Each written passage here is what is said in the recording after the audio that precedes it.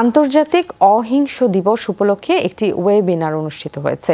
এতে রাজধানী সহ দেশের বিভিন্ন স্থান থেকে বরেণ্য ব্যক্তিরা অংশ নেন। এই ওয়েবিনারে মানববন্ধন ও র্যালি নিয়ে অনলাইনের মাধ্যমে অংশ নেন অনেকে। এই অনুষ্ঠানের মাধ্যমে অহিংস সমাজ ও দেশ গঠনের বার্তা পৌঁছে দেওয়া হয়। দেশের ৯৬টি উপজেলায় হাঙ্গার প্রজেক্টের উদ্যোগে অহিংস দিবস উপলক্ষে মানববন্ধন ও র্যালি অনুষ্ঠিত হয়। অনুষ্ঠানে বক্তারা বলেন, অর্থনীতিকে গতিশীল করতে অহিংস রাষ্ট্র গঠনের কোনো বিকল্প নেই। সমাজ, রাষ্ট্র ও বিশ্বের সব জায়গায় অহিংসার বাণী ছড়িয়ে দেওয়ার আহ্বান জানান বক্তারা। তারা বলেন, অহিংসার আদর্শ বাস্তবায়ন হলেই আগামীর বাংলাদেশ সুন্দর হবে। সবাইকে অহিংস নীতিতে উদ্বুদ্ধ হয়েই রাজনৈতিক ও সামাজিক কর্মকাণ্ড পরিচালনা করার আহ্বান জানান।